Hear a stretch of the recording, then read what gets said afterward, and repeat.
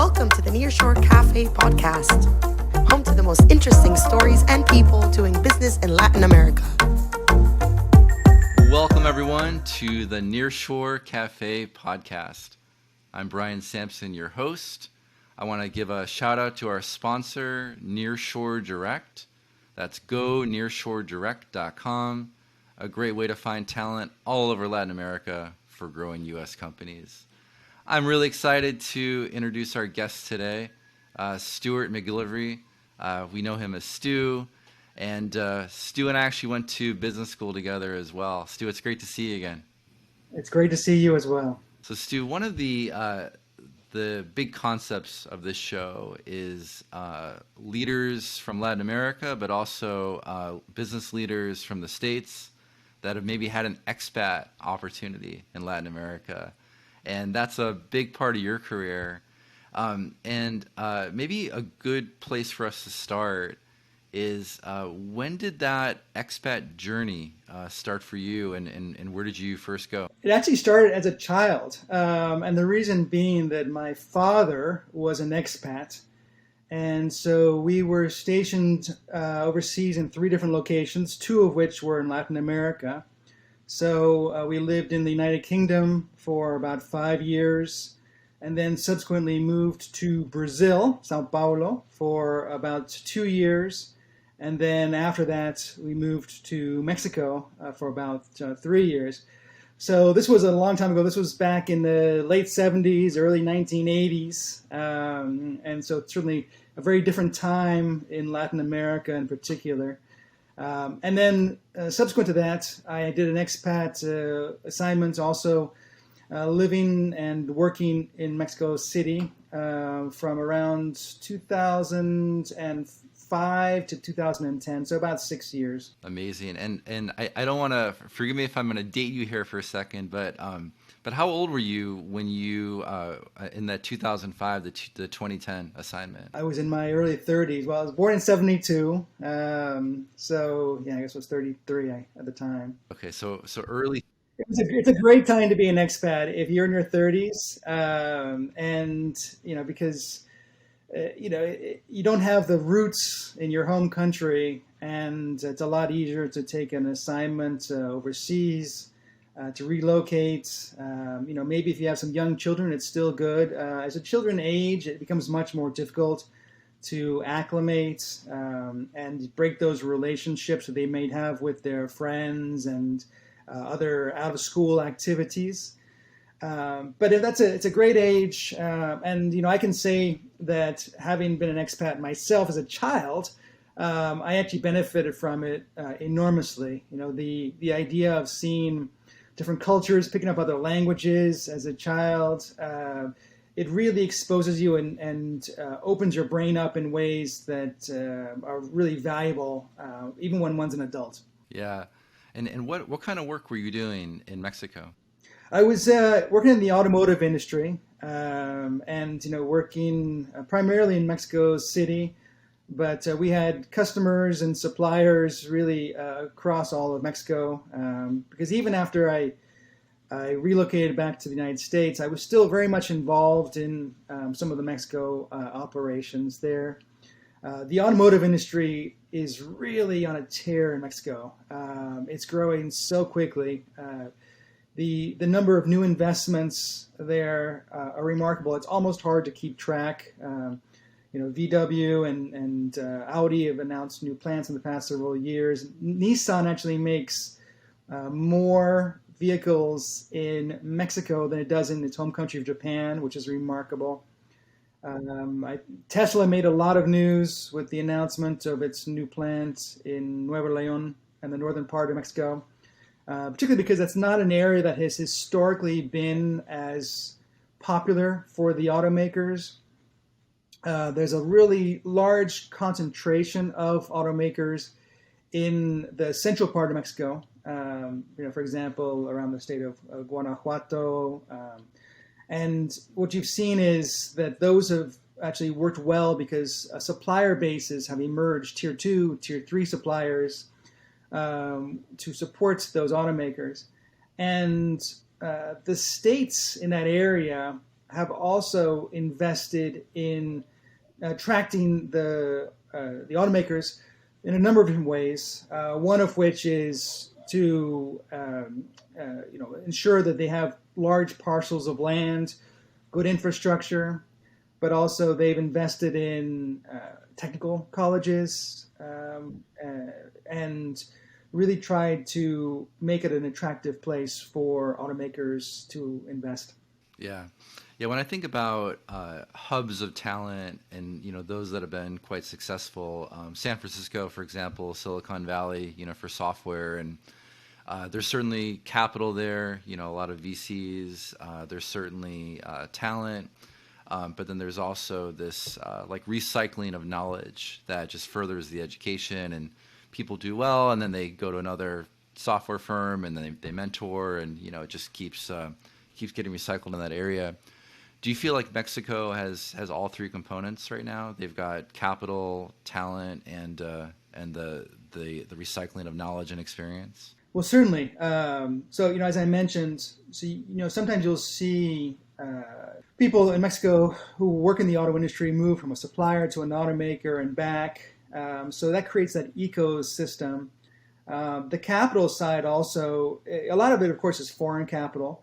But one thing that Mexico has recently done very well is create a lot of stability with the Mexican peso. For decades, the peso suffered from almost inevitable devaluations. And if you actually look at the peso over the past 5 years or so, it's been very stable. And in fact, it's actually appreciated a little bit, which is really unusual. Also, the other thing is that even though a lot of it is foreign direct investment, local capital is also becoming more cost effective for businesses and then also for individuals. And I'll talk about both of those. And, one is that when it comes to the individuals, it used to be that if you were to try to relocate in Mexico and you needed to get a mortgage, let's say, you would be paying 35-40% on that mortgage. And that really created for decades a situation in which it thwarted innovation in the country, because people would say, look, I'll stay with my family, my parents, or I have a house here. I don't want to relocate because I don't want to incur that expense. And as the peso has stabilized, rates have by and large fallen. Of course, just like most economies around the world, they've increased over the past year or so. But a couple of years ago, it was possible to get a mortgage with rates under 10%. And that makes an enormous difference, because what it does is it really begins to allow the middle class to build wealth over the course of time, something which never really happened in Mexico in the past. There was the haves and have-nots, those who could pay in cash, and because simply financing was not an option. So that capital issue has a bearing not only on businesses, but also the talent which those businesses use. Yeah, very interesting. I want to go back to your personal expat experience. Set the scene a little bit. So, early 30s, Stu, you're in Mexico City. Where are you living? What are you eating? Kind of give us a sense of the cultural experience as well. Yeah. So I actually lived in Mexico City in a neighborhood called Polanco, which is a beautiful leafy neighborhood. It resembles a lot of neighborhoods that you might find in some of the finer cities of Europe. And it's a walkable neighborhood. Because it's a lot of mid-rise apartment buildings, some smaller homes, a lot of restaurants, bars, hotels, shops, and it's actually very well located near some of the main thoroughfares of Mexico City. So getting in and out of that neighborhood is actually very convenient. It's just a beautiful experience, and you meet wonderful people in that area. And, it's interesting, too, because, Mexico, like I said earlier, it has a history of concentration of wealth and power, which is somewhat unfortunate. But what you would often find is that you would run into people there that you would never meet anywhere else. And so, I got a membership at the local gym, and oftentimes, I'm not name dropping or anything, but, famous people who would be staying in that neighborhood would go to the gym. And, so I met Shakira, I met the former president of Spain, I met the mayor of Los Angeles, and John McCain, the Arizona senator, was there. So, you end up meeting a lot of people by chance who you otherwise would never have a chance to meet in a city like probably, New York or Los Angeles or elsewhere. Yeah, and how about some of the food? Any favorites you'd care to mention? Favorite dishes? Well, I mean, it's unlimited. There are people who travel to Mexico City just for the food, and if you think about the main cuisines of the world, you've got the Italian, the Chinese, the French, and so. And Mexican's up there. I mean, when you think about it, it is renowned. I've gone to Mexican restaurants in Dublin and Tokyo and everywhere around the world, Sydney, Australia. And what you find is that it is a cuisine that has a real following everywhere. And I'm a vegetarian, but one of the beauties of Mexico is that the people are so hospitable that if they don't have something on the menu that meets your dietary needs, they'll make it for you. I can tell you, in countless occasions, I was brought into the kitchen of the restaurant and said, "Well, we don't have something that's for you, but here's what we have. Here are our ingredients. Tell us what you want, and we'll make it for you." And it's an amazing experience that probably would not even be permitted under health regulations in the U.S. But the idea they go out of their way to make something special for you, and you get to know the people by name, in a way that you otherwise wouldn't. So that's one of the beauties of traveling Mexico, and particularly for those who like to visit there. If you speak some Spanish, make an effort to speak to people. How is their day? How is their job? How are their families? And even if you're there just for tourism. It's remarkable how much of a good conversation you can have with people and how much you'll learn that way. How about safety? Safety is something that comes up a lot when people think about Latin America or Mexico. What was your impression? You can't have a conversation about Mexico without a conversation about safety. And it's, of course, unfortunate. And the answer really is it depends. Depends on where, it depends on when. And things have changed dramatically. And so, for example, I was mentioning the region of Mexico where a lot of the automakers are located. It's called the Bajío region. And it formerly was one of the safest parts of the country. And the governors there actually worked somewhat collaboratively, even though there were a couple from different parties, to really foment strong economic growth under the idea that if you have people who have jobs and stability, you're going to reduce crime. And for a while, it did work. Unfortunately, that area has actually seen an increase in crime. It's almost been a victim of its own success in the sense that other parts of the people from other parts of the country have gone there, as now you have people with money, from some of the good jobs in the auto industry and aerospace industry and some of the others that have really developed there, leveraging the infrastructure technology, things we talked about earlier. So that's why I mentioned the when. Things can change dramatically. The second question always with Mexico is where. And what we've seen is that there are pockets that are very, very safe. The Yucatan Peninsula tends to be pretty safe, a couple of small exceptions there. There are a lot of expats moving to the city of Mérida, which is in the northern part of the Yucatan Peninsula, and it's actually fairly close. It doesn't not beachfront, but it is fairly close to a small beach town called Pargraso. And so, those are areas where one can live very, very safely. You really have no fear walking the streets pretty much any time, day and night. And so I think those are two things to consider: the when, the where, and the third one is the who.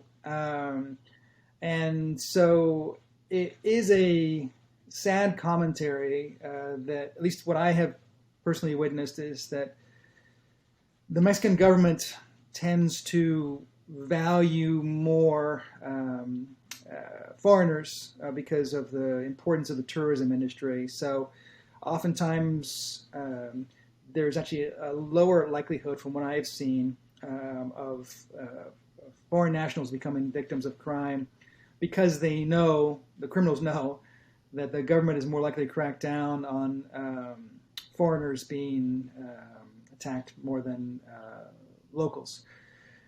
Having said all that, I spent many years there and really had no problem with Mexico City. Mexico City, because it is the political center, the economic center, the entertainment center, the education center of the country, it really doesn't have as much crime because the government really protects Mexico City dearly.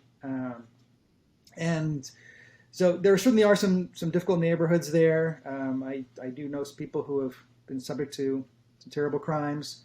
But by and large, statistically, it's actually a fairly safe place to be. Yeah, thanks for sharing that. I'd like to talk a little more about work in particular, and like work culture, work style. So if I had it right, you were in the supply chain operational side of the business when you were in Mexico. Tell us about like what kinds of titles and people you were working with, and the work style of that, and hiring, and anything else you'd like to add. Well, certainly. It varies dramatically from the U.S. in so many different ways. Mexico, although it's certainly changing, and I've seen change just in the past decade, I'll talk more about that in a moment, it tends to be very hierarchical, and questioning one's boss is not as common as it is in the U.S., where challenging authority is actually in many ways rewarded and something that is seen as a good skill, right? It's taken, I think, a while for that mindset to change in Mexico. So it can be difficult to coach people to say, look, I'm looking for you to challenge me. I'm looking for you to tell me I'm wrong. I'm looking for you to bring forth new solutions. So that's one element. The second thing is that the importance of relationships is absolutely fundamental. I remember, when you begin a meeting, or if you're meeting with somebody you haven't seen in a while, take 5-10 minutes to say, how have you been? How has the family been? And, sincerely, in a genuine way, showing true interest, remembering the details about their family to the extent you can. And it really makes a strong difference in how they will respond to you, how open they will be to you.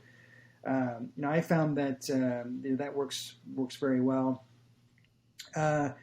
The other thing is, I think there are some geographic differences in Mexico, just like there are in the U.S. And sometimes those in the U.S. don't appreciate it, that Mexico is a very large country, and the way that people behave in different parts differs, just like they do in the U.S. Somebody from Texas versus Seattle versus Boston, right? And so when a foreigner comes in, they need to really be conscious of that and be aware of it, and consider how the team members with whom you're working will react with one another based on where they come from. Yeah. How about hiring? What were some of the roles that you were involved in hiring for with your team? And, what does that process look like? And maybe how is that different from the States? Hiring in Mexico, there's not a lot of the passive approach that is common in the U.S., where you post a job and see who shows up and clicks. You have to be much more proactive and use networks to your advantage. In Mexico, people almost have this innate ability to network that is much stronger than many other places, I think, and leverage that and say, well, who do you know? Who do you know who might know, right? And you begin to find talent that way, and it's really the best approach to get people who are trusted. Whether it's somebody who's working in an office or a manufacturing plant or a warehouse, or even in your own home, if you're hiring somebody to do some catering work, the power of recommendations is much greater there than it is, say, in the United States, where you might be more trusting of just somebody because they're local, for example. And then the hiring process has well, this is actually perhaps where the biggest change I've seen, because I'm actually in the process right now of hiring a few people in Mexico. And it used to be that the power dynamic was very much with the employer. And what I mean by that is if you said, hey, candidates, I need you to be there for 10 hours of interviews, you bet they'll be there, and with no complaints. That has shifted. As Mexico has developed, like I said, this is fairly recent. 10 years, I can see a difference. Is that candidates know much more their worth. They also know much more about what the process of interviewing looks like. They are not afraid to push back if they don't like the process. They are not afraid to demand more from the employer than they used to. For a country where the passiveness really ruled the day for a long time, it's a significant shift, and frankly, I think it's a healthy one for the society. Yeah. What do you think is driving that? Well, a lot of it is the foreign direct investment that has opened up. This actually began, frankly, with NAFTA. I mentioned earlier that I lived in Mexico as a child, and at the time in the 1980s, it was a fairly isolated country. If you wanted to try to get candy from the United States, it was difficult and very expensive. Now, with NAFTA being signed, now replaced by USMCA, and then Mexico has actually signed a host of bilateral and multilateral free trade agreements. And I think it's actually now 42, which makes it the largest number of free trade agreements for any one country in the world. That has opened up a tremendous amount of opportunities for trade with Mexico. So Mexico is no longer the isolated country that it once was. You can get products in Mexico that you don't see in the United States, from Europe, from parts of Asia. And there are, in the auto industry, there are more brands in the auto industry being sold in Mexico than there are in the United States, despite the fact that the U.S. auto market is much larger. And that is in large part a reflection of the approach that Mexico has taken with regard to free trade. And it's benefited Mexico very well. And what it's done is it's opened up the Mexican workforce to seeing different companies, allowing those companies to compete for their talent in a way that didn't happen before. And it really is a true example of a success story of free trade. Yeah, that's incredible. I had no idea how much that had shifted over the last decade. That's really interesting. Almost like a new era of confidence or even swagger. Yeah, I think so. And, you've actually seen some Mexican companies actually begin to make acquisitions overseas. Bimbo, the bread company, Cemex is growing overseas, the cement company. And so the swagger is true. They have developed, and they actually have companies in Mexico that compete at world-class standards, and that was not the case when they were back in the 80s, maybe early 90s, when Mexico was a closed economy. The companies did not have to compete to world-class standards, and so they didn't. Now they have no choice, and they have by and large really achieved a world-class jump in performance, and they brought their workforce along with them, and it's a success story in many ways. Now, what a lot of people might not know by looking at you, but you speak perfect Spanish, and I'm curious how just how day-to-day worked, between English and Spanish and Spanglish in your day-to-day living down there. Well, of course, there's no better way to learn a language than to be immersed in it. Naturally, I picked up Spanish as a child. Having previously learned Portuguese, it was somewhat easier because they are very similar languages. But, there are things which, even as a child, you don't learn the word for budget or screw or, forklift or whatever it might be, windshield, right? So you have to learn some of those more technical terms that you don't pick up as a child, and the immersion is the only really effective way to do it. And so the hardest part really became coaching my team in Spanish, because when you're providing feedback to somebody, the nuance, the subtlety which goes along with it is very challenging to provide that right message where you're developing the person, but showing that you truly care, that it's not criticism, and because the person receiving the feedback naturally feels very vulnerable, right? So that was perhaps the hardest thing of all. The day-to-day of negotiating things was not quite as difficult, except maybe some contracts where the legalese can be challenging. But I found that going back to the coaching, that really was hard, because you sort of have to wear your heart on your sleeve a little bit, and particularly when you're coaching people with whom you've worked for many, many years, and you really have sincere interest in developing them. It's difficult to get some of those messages across effectively in a second language. Yeah. What was the abundance of English like in your work environment? Was there a lot of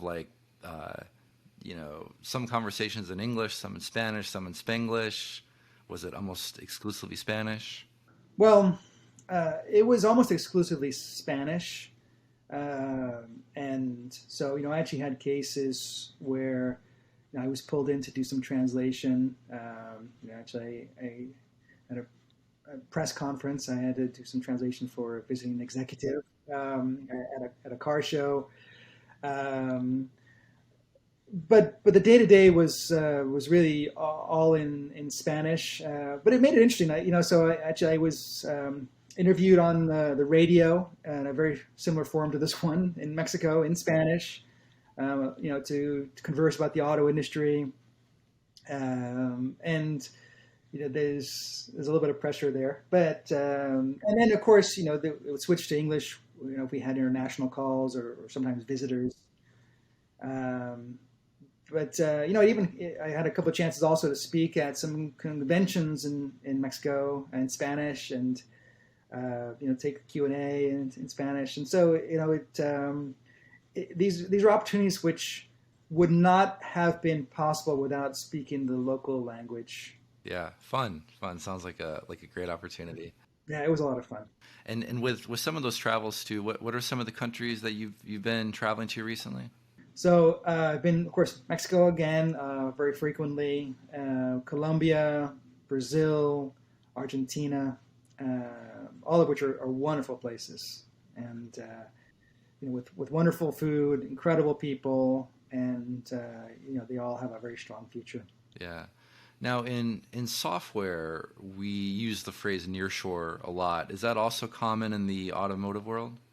Well, absolutely. And I think it's become so much more common in the past few years. Some of the supply chain challenges, which some automakers are still suffering from, have left an indelible print on the industry. And what I mean by that is that we have depended upon global supply chains in a way that was perhaps a little naive, right? It all works until it doesn't.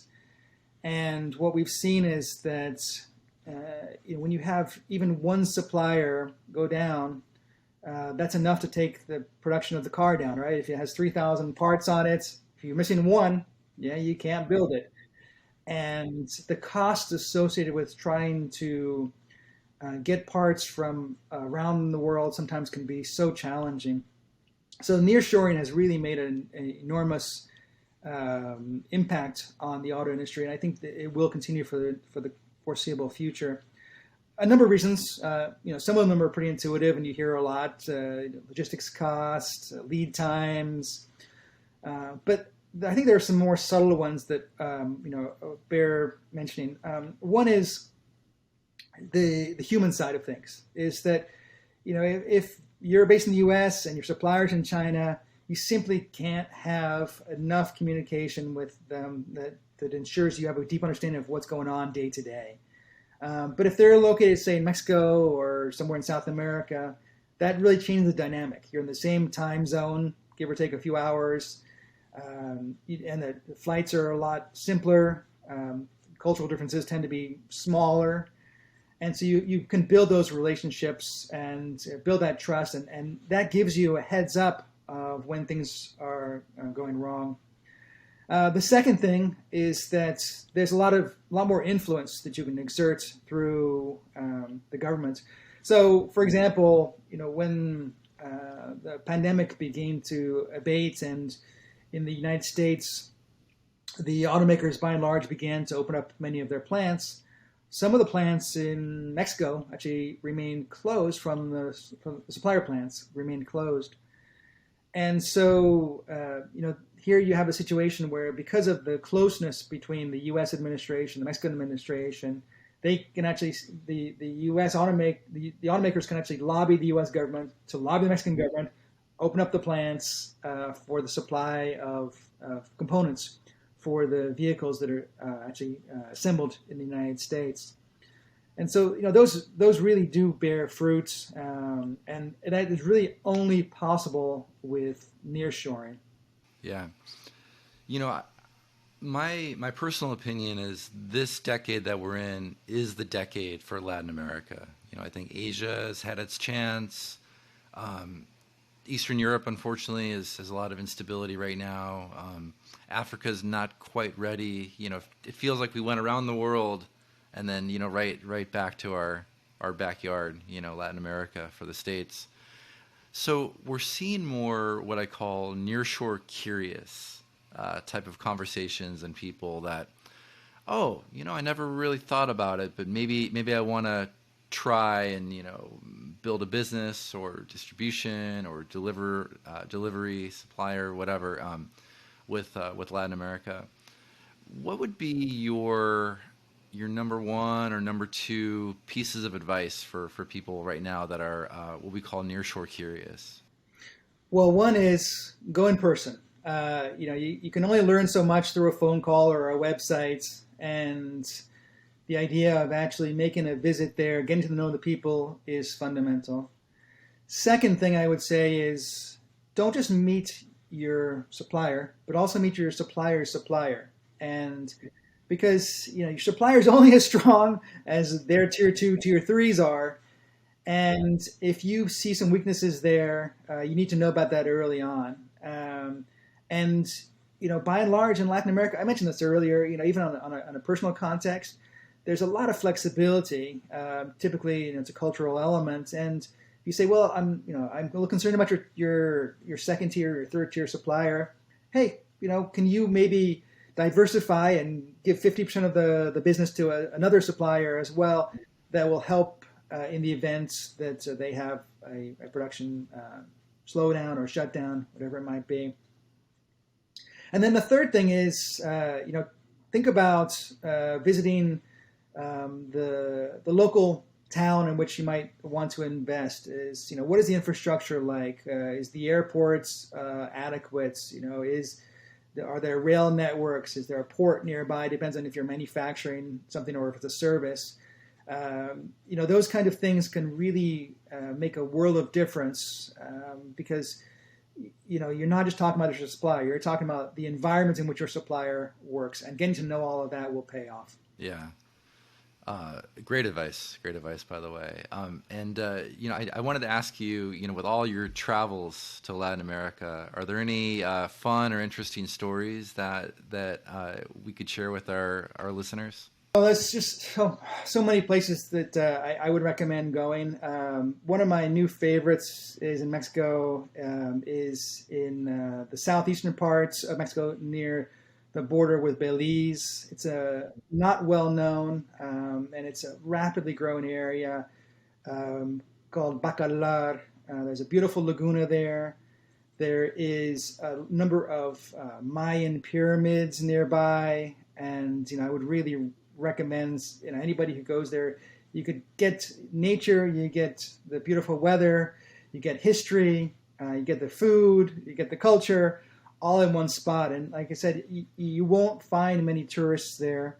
What you'll actually see is that because so many who go to Mexico to see pyramids and other historical architecture, they tend to go to the same locations. Teotihuacan and near Mexico City, for example. And if you go to some of these other ones that are much farther out, you'll be the only person there. And you can talk to the locals, and they sometimes will be able to show you things that otherwise you would never see. Even I talked about the big pyramids near Mexico City, Teotihuacan, and I actually had a chance to visit those. We had a visitor in town, and the father of one of my staff members, he was an amateur archaeologist of sort. And so he took us to the pyramids, and we went where all the tourists were, and it was very nice. And then afterwards he says, okay, now let's show you the real pyramids. And so about a half an hour away, he took us to where those who built the pyramids actually lived, their houses, which is not open to the public. But because he does this on a volunteer basis, he was able to get us in, and you would see their bedrooms, you would see the murals on their walls, and these are all far too fragile to let the general public in. But it's an example of the value of speaking to the locals and seeing things that are mind-blowing, that will really leave an impression with you for the rest of your life. Love it. That's awesome. Just a couple other fun questions as we start to wind down. Do you have a favorite Spanish word? Well, I can tell you there was actually a contest which was designed to select the prettiest word in Spanish. And they actually chose the city of Querétaro as the prettiest word. I disagree. There's actually a word which is actually very hard to say, etiquetado, which is basically to label something. And I think it's just a pretty word. It's got a nice little rhythm to it. I like it. Good choice. And then, I'm sure you've had an opportunity to do a lot of shopping, throughout your travels there. Do you have a favorite purchase, say under $50 US, from your times down there? I do. I almost want to go get it for you, but the artisans in Mexico and elsewhere in Latin America are just amazing, and the handiworks that they can do are beautiful. And so we have this carved fish that is just this. It's a work of art, and I really value that. I think it's beautiful. The other thing is that you can actually get a lot of things custom made that otherwise you wouldn't be able to, cost effectively in the U.S. that are done by hand. And so I have a scarf with my name on it and so on that was all woven by hand. And you get to talk to the people who actually make it, and it's really a special experience. That's cool. I appreciate that. Well, that's all the time we have today. Stu, it has been an absolute blast. I learned a lot about Mexico that I had never known before, so thank you for all those tips. Shout out to our sponsor, Nearshore Direct. That's gonearshoredirect.com. Great place to find talent all over Latin America for growing U.S. companies. Stu, I hope to have you again on the show. Thanks again for your time. Thank you. It was a lot of fun. We'll see y'all next time. Thanks. Thanks for joining us at the Nearshore Cafe podcast. Tune in next week for a new episode featuring another special guest.